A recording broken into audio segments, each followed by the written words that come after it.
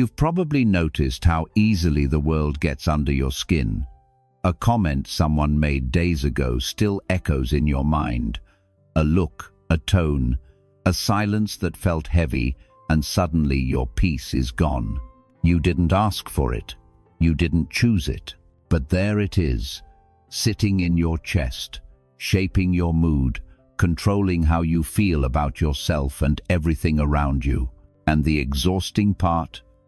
It keeps happening, over and over. Different people, different situations, but the same pattern. You react, you spiral, you lose yourself in feelings that weren't even yours to begin with, and you start to wonder if you'll ever feel steady, if you'll ever stop being so affected by everything. But here's what most of us miss. The problem isn't the people who trigger you. It's not the circumstances that won't cooperate. It's not even the world being difficult or unfair. It's the way your mind meets it all. The way it clings to what feels good and fights what doesn't. The way it turns small moments into storms and carries yesterday's pain into today. There's an ancient understanding, one that's been quietly held for centuries, that says your peace doesn't depend on life calming down. It depends on you learning to stay calm while life does what it does. And when you understand how to do that, something profound shifts. You stop being so fragile, so reactive, so easily pulled off center. You become someone who can feel everything without being controlled by it. Someone who stands steady even when the ground shakes. Someone who's finally free, not because life stopped being difficult, but because you stopped letting it define you. In this video, you're going to learn exactly how to get there. Not through theory or complex ideas, but through simple, ancient insights that change the way you see yourself and everything around you. So take a breath, and let's begin. 1. Detachment as the foundation of inner power. You've probably noticed how much of your peace depends on things you can't control. A kind word lifts you, a harsh look knocks you down, someone's approval makes you feel whole for a moment. Their silence leaves you wondering if you matter at all. And without realizing it, you've tied your worth to all these fragile things, reactions that shift like weather, praise that comes and goes, outcomes that never quite land the way you hoped. You wake up each day carrying this quiet weight, this feeling that you're only as good as the last thing someone said about you, only as valuable as your latest success, only as loved as the attention you received yesterday. It's exhausting, isn't it? Living like this, always scanning for signs, always adjusting yourself based on how the world responds. Your heart becomes like a leaf in the wind, moved by everything, resting on nothing. But here's what the old teachings gently remind us. This fragility isn't who you are. It's just what happens when you forget where your center lives. There's a word that often gets misunderstood: detachment. When people hear it, they think cold. They think distant. They imagine someone who doesn't care, who's cut themselves off from love and connection. But that's not what it means at all. Detachment is learning to stand steady inside yourself. It's discovering that your peace doesn't have to rise and fall with every wave that passes through your life. It's not about loving less or caring less. It's about loving and caring from a place that can't be shaken. Think of it this way. Imagine holding water in clenched fists. You squeeze tight, afraid to lose a drop, but the tighter you grip, the more slips through your fingers. Now imagine holding that same water in open palms, relaxed, steady, not grasping, not controlling, just holding gently, allowing it to rest there naturally. That's what detachment feels like. You stop clinging to how things should go. You stop demanding that people see you a certain way.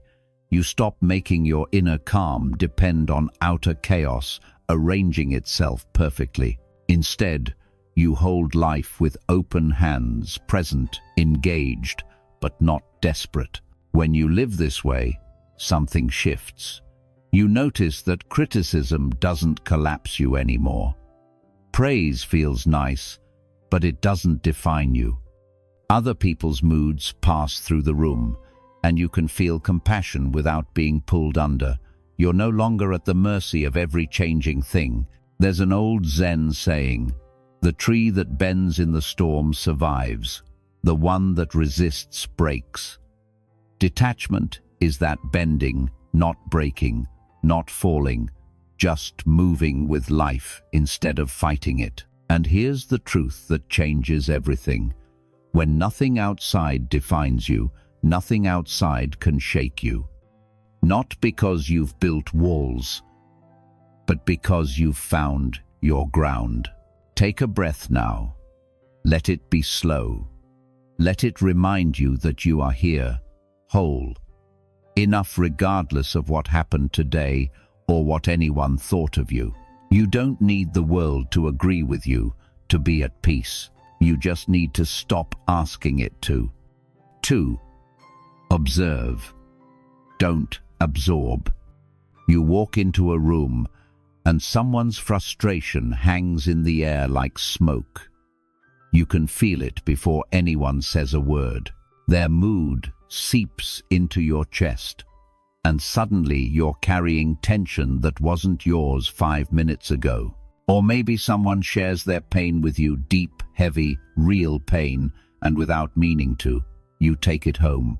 You lie awake, turning it over in your mind. You feel their sadness as if it's your own. You absorb it, hold it, carry it, until you can't tell where their struggle ends and yours begins. This is how most of us move through the world, like sponges, soaking up every mood, every word, every wave of emotion that comes near us. We think this is what it means to be caring, to be sensitive, to be human, and in some ways it is. Feeling deeply is a gift. But here's what nobody tells you. There's a difference between feeling something and becoming lost inside it. You can witness someone's anger without letting it live in your bones. You can hold space for someone's grief without drowning in it yourself. You can feel the weight of a hard conversation without carrying it for days. The practice isn't to stop feeling. It's to learn how to feel without disappearing into every emotion that passes through. Think of sitting by a river. The water moves past you, sometimes calm, sometimes rushing, sometimes carrying debris. You see it all. You notice the current, the color, the way it changes moment to moment. But you don't jump in every time the river shifts. You remain on the shore, present, aware, but not swept away. Emotions are like that river. They come, they go, they rise and fall in you and around you. Sadness moves through like a dark cloud. Anger flashes hot and then fades. Joy bubbles up and softens. And none of it has to become who you are in that moment. There's an old teaching: you are the sky, not the weather. The sky doesn't resist the storm. It doesn't cling to the sunshine. It simply holds it all, lets it pass, and remains itself vast, open, unchanged. You can be that spacious too. When someone's mood fills the room, you can notice it. You can even feel it touch you. But you don't have to let it settle inside you and make a home there. When harsh words land near your heart, you can hear them without letting them rewrite your sense of worth. When sadness moves through, you can let it move like wind through an open window. This isn't coldness. It's not shutting down or building walls. It's staying soft and open while also staying clear about what's yours to carry and what isn't. Because here's the truth. You don't need to carry everything you feel. You never did. You can notice without drowning. You can witness without becoming the thing you're witnessing. You can care deeply while also protecting the quiet space inside you that needs to stay calm, needs to stay clear, needs to stay yours. Let's pause here for just a moment. Notice your breath. In and out, slow and steady. And as you breathe, notice if there's any emotion present right now, maybe tension, maybe ease, maybe something subtle you hadn't named yet. Just notice it. Don't push it away. Don't grab onto it. Just let it be there. The way you'd let a cloud drift across the sky. Breathe in. Breathe out. The feeling is there. But you are not the feeling. You are the one noticing. And that makes all the difference. 3. The power of the pause. Someone says something that stings, and before you even think, your fingers are already typing a response. Your heart is racing. The words are hot and ready. You hit send, and only afterward, sometimes minutes, sometimes hours, you realize you wish you hadn't. Or maybe it's not a message. Maybe it's a conversation. Someone challenges you, and instantly your defenses go up. Your voice gets sharp. Your body tenses, and you react from a place that isn't really you. It's just the part of you that feels threatened, that wants to protect, that needs to win. This is how most of us live, reacting fast, almost automatically, like there's a wire connecting what happens to us and how we respond, and there's no space in between. Something triggers us, and we move instantly, urgently, without pause. But here's what changes everything. Between what happens and how you respond, there's a space. It's tiny, barely noticeable, but it's there, and in that space lives something powerful. Your freedom. Think about it. That moment when your hand hovers over the phone, deciding whether to send the message or wait. That breath you take before you answer a question that caught you off guard. That split second when you feel anger rising and you notice it before it takes over. That's the pause. And it's not weakness. It's not hesitation. It's clarity finding its way in. In that single breath, you have a choice. You can react the way you've always reacted, quick, defensive, driven by whatever emotion is loudest in the moment. Or you can choose something else, something quieter, something that comes from the part of you that doesn't need to prove anything, that doesn't need to win, that just wants to stay whole. There's a story about a monk who was insulted by a stranger in the marketplace. The stranger shouted at him, mocked him, tried to provoke him, and the monk just stood there, calm, listening. When the stranger finally stopped, exhausted, the monk smiled gently and said, "If someone offers you a gift and you don't accept it, who does the gift belong to?" The stranger paused, confused. "It still belongs to the one who offered it." The monk nodded. Exactly. He didn't need to react. He didn't need to defend. He simply chose not to accept what was being handed to him. And that choice lived in the pause, the space between the insult and the response. You have that same power every single day. When someone's words land hard, you can pause, just one breath, just enough time to feel the heat rise and decide whether you want to feed it or let it pass. When life doesn't go the way you planned, you can pause before spiraling into frustration. Just a moment, just enough space to ask yourself, what do I actually need right now? When you're about to say something you might regret, you can pause. Let the words sit in your chest for a second longer. See if they still feel true when the emotion settles. This isn't about suppressing what you feel. It's not about being passive or silent when you need to speak. It's about giving yourself the chance to respond instead of just reacting. to choose your next step instead of being dragged into it. That pause is where your freedom lives, not in controlling what happens to you, but in how you meet it. Not in never feeling triggered, but in deciding what you do with that feeling once it arrives. And here's the beautiful part. The more you practice the pause, the more natural it becomes. It stops feeling like effort. It becomes a reflex, a gentle one, a soft catching of yourself before you're swept away. So let's feel it right now, together. Take a breath, slow and full. Notice the stillness between the inhale and the exhale. That tiny space where nothing is happening, but everything is possible. That's your pause. That's where you remember who you are beneath the reaction. And from that place, you can choose. 4. Let the fire burn out on its own. Anger arrives like a spark, small at first, just a flicker of heat in your chest. Someone dismisses you, someone lies, someone crosses a boundary you thought was clear, and that spark catches. Suddenly, it's not just heat anymore, it's fire. Your thoughts speed up, your jaw tightens. Every word they said plays on repeat in your mind, and with each replay, the flames grow hotter. You want to say something, do something, make them feel what you're feeling. The urge is so strong it feels like the only option. And here's the thing, that urge is completely natural. It's human. There's nothing wrong with you for feeling it.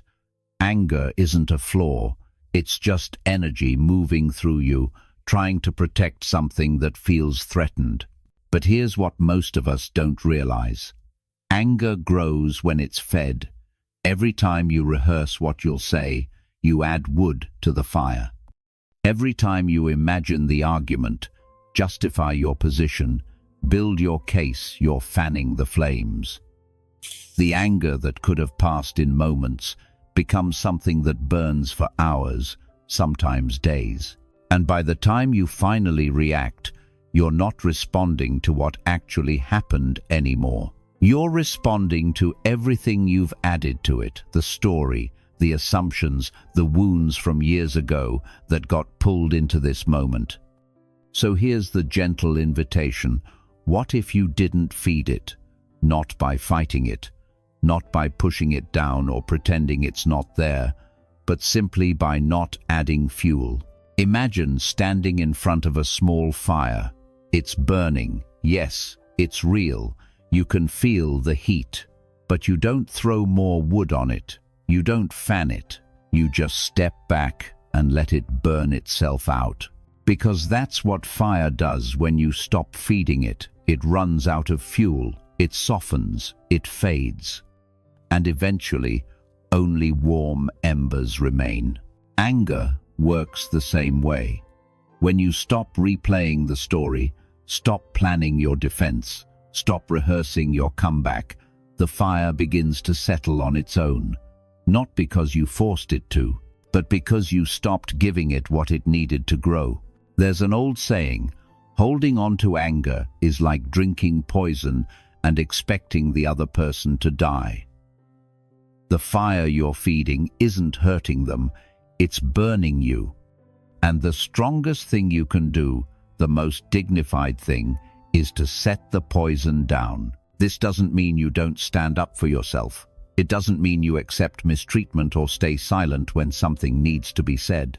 But it does mean you stop letting anger make your decisions. You stop reacting from heat and start responding from clarity. And here's what happens when you do this. You reclaim your power. Because real power isn't in the loudness of your reaction. It's not in proving you were right or making someone regret what they did. Real power is in staying steady when everything in you wants to explode. It's in choosing your response instead of being controlled by your impulse. You don't lose power by staying calm. You gain it. The person who can feel anger without being ruled by it, who can notice the fire without becoming the fire, That's the person who walks away from conflict still whole, still clear, still themselves. So when the heat rises, notice it, feel it fully. Let it be there without judging yourself for it. But don't feed it, don't add story, don't rehearse. Just breathe and give it space to cool on its own. You'll be amazed how quickly anger loses its grip when you stop gripping it back. Let's rest here for a moment. Breathe in slowly. Breathe out even slower. Let any tension you're holding soften just a little. You don't have to force it, just allow it. The fire doesn't need you to fight it. It just needs you to stop feeding it. And when you do, what remains is strength, quiet, unshakable strength. 5.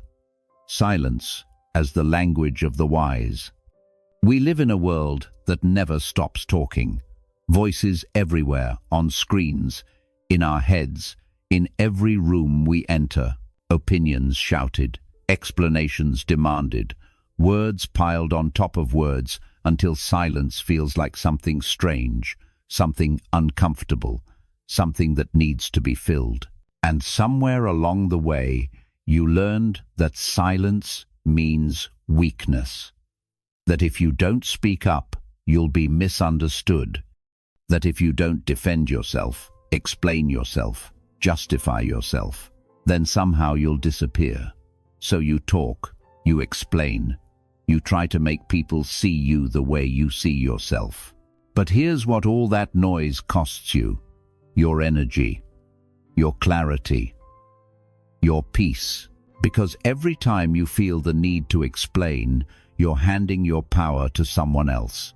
You're saying, I need you to understand me before I can be okay. And the truth is, some people will never understand. Some people aren't interested in understanding.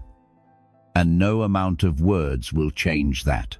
Silence isn't emptiness. It's not avoidance or surrender.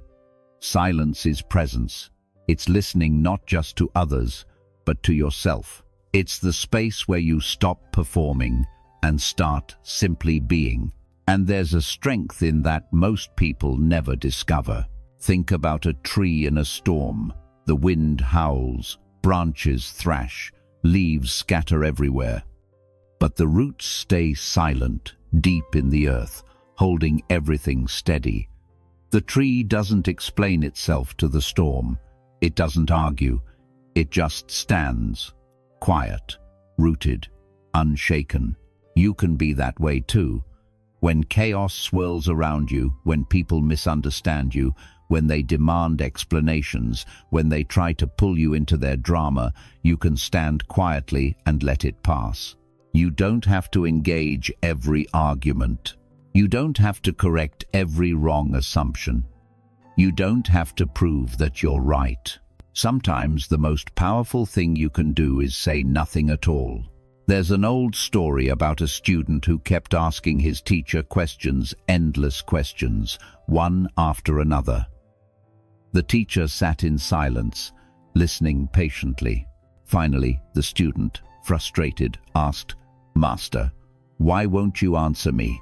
The teacher smiled gently and said, "I have been answering you all along. But you were too busy talking to hear." Silence holds what words cannot. It holds wisdom, it holds patience, it holds a kind of dignity that doesn't need to announce itself. When you stop filling every space with words, you protect something precious, your inner clarity. You stop scattering your energy, trying to make people see you. You stop exhausting yourself with explanations that were never really heard anyway. And what you're left with is a quiet, unshakable sense of who you are, regardless of whether anyone else gets it. You don't need to explain yourself to be whole.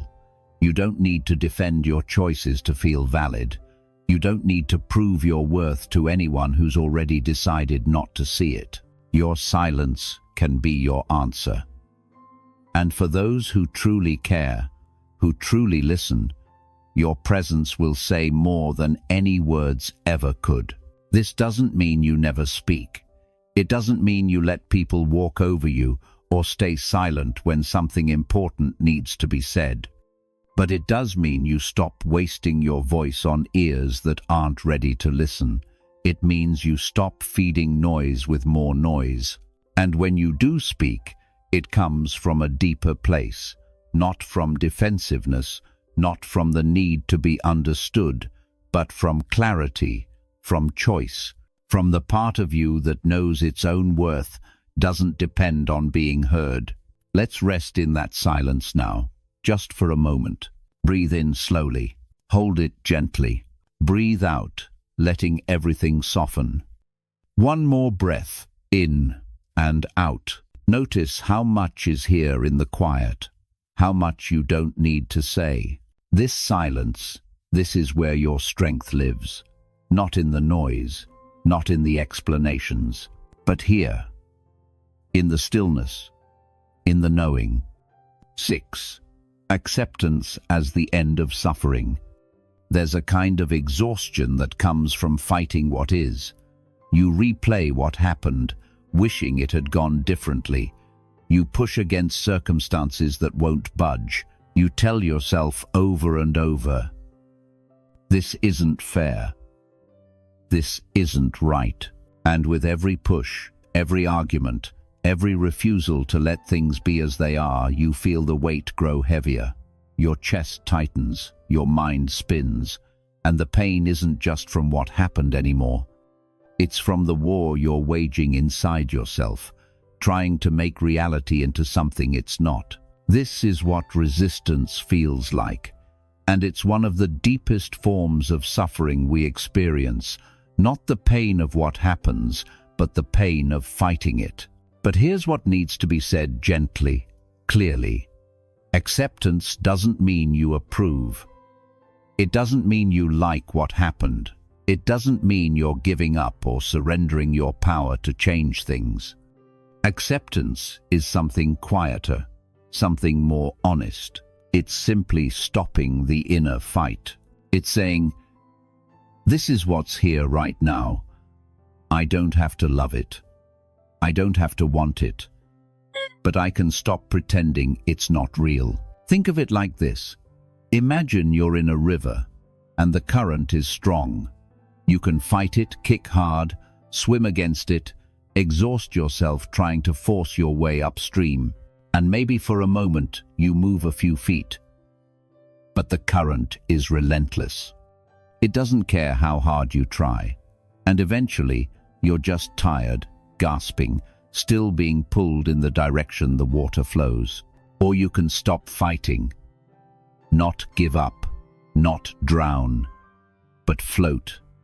Let the water hold you, move with it instead of against it. And from that place, relaxed, clear, no longer thrashing, you can actually see where you are. You can find the calmer edge. You can make a choice that comes from awareness, not panic. That's what acceptance does. It releases the exhausting fight and gives you back your clarity.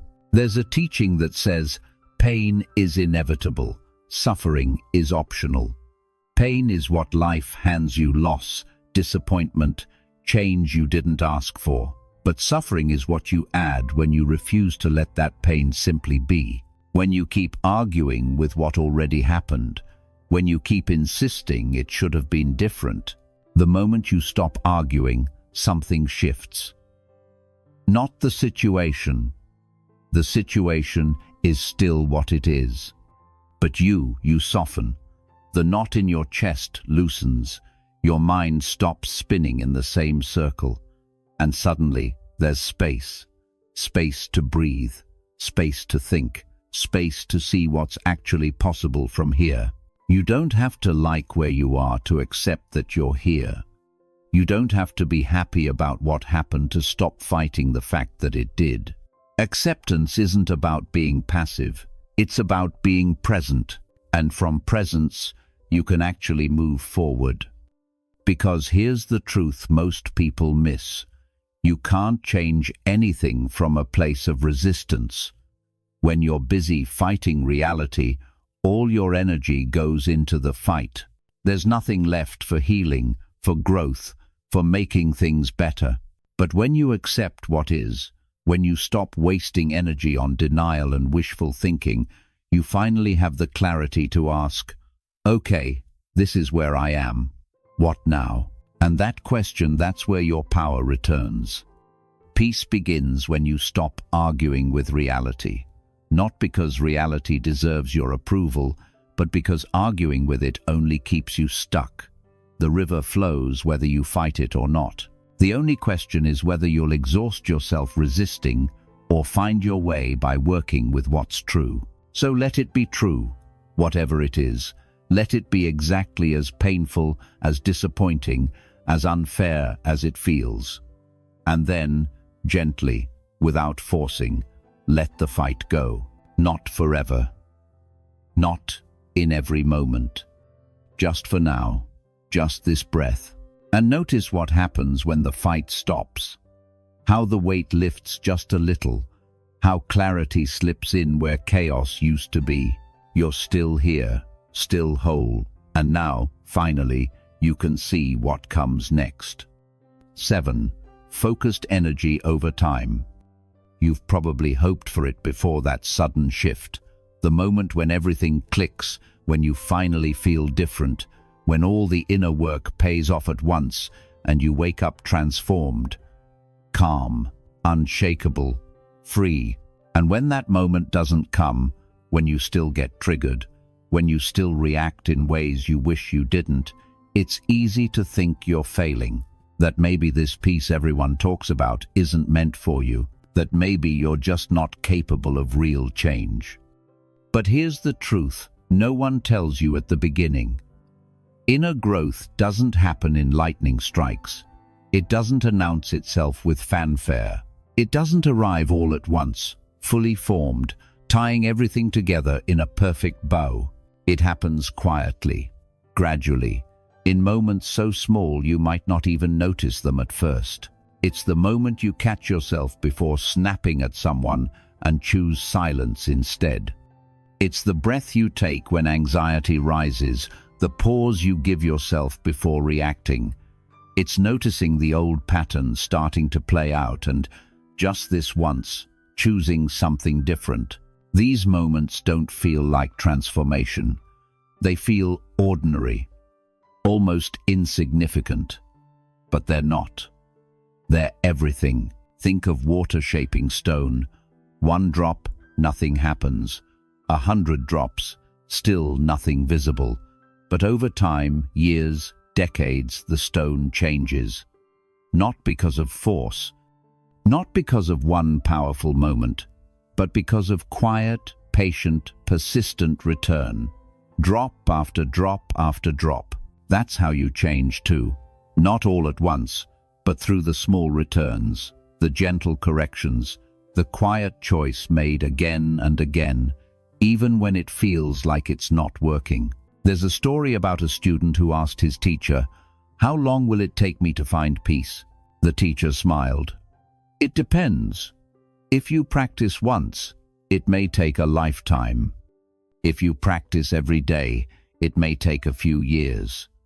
But if you return to yourself in every moment you remember to, it's already here." The student frowned, confused. "But I forget so often. I get lost again and again." The teacher nodded. "Yes. And every time you remember and return, that's the practice. That's the path.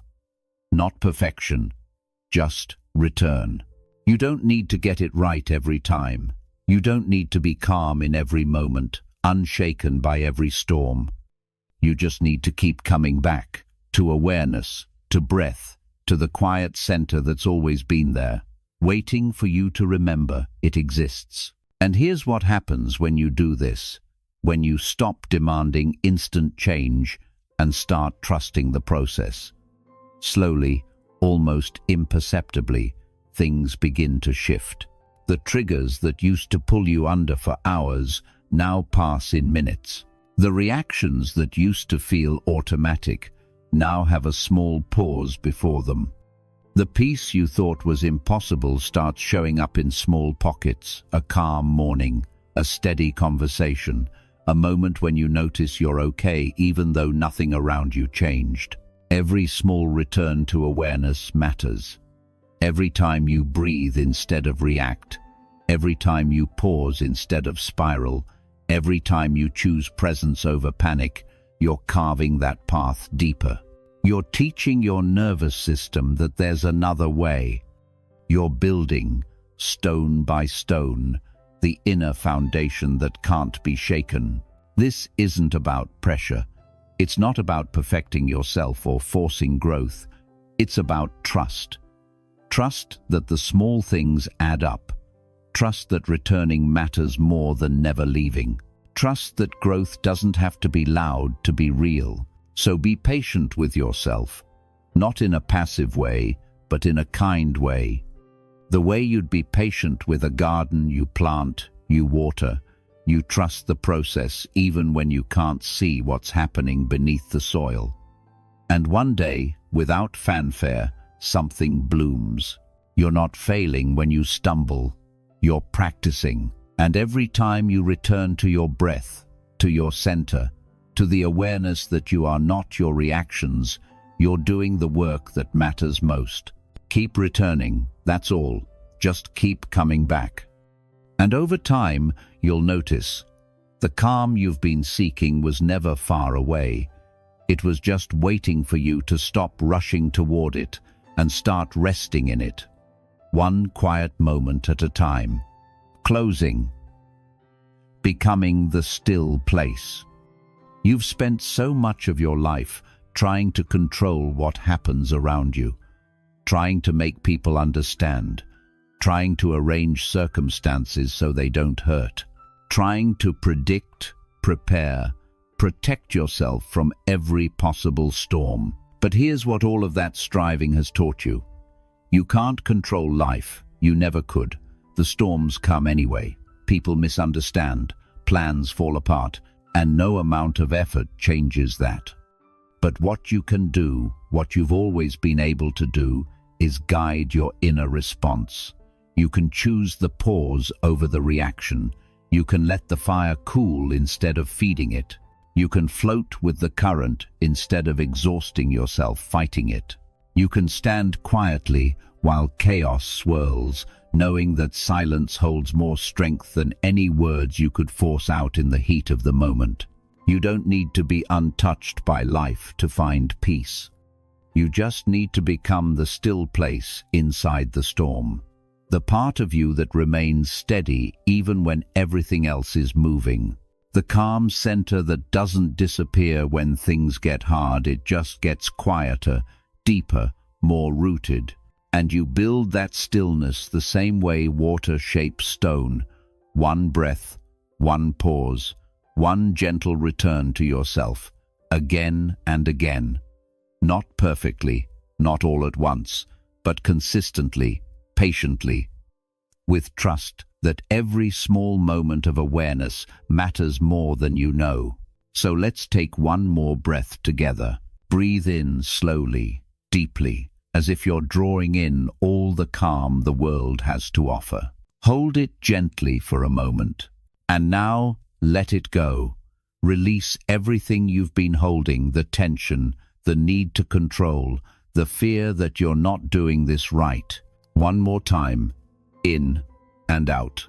Feel yourself settling, right here, right now, whole.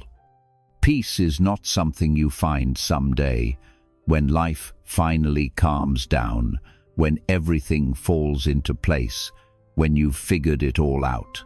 Peace is something you return to, one breath at a time.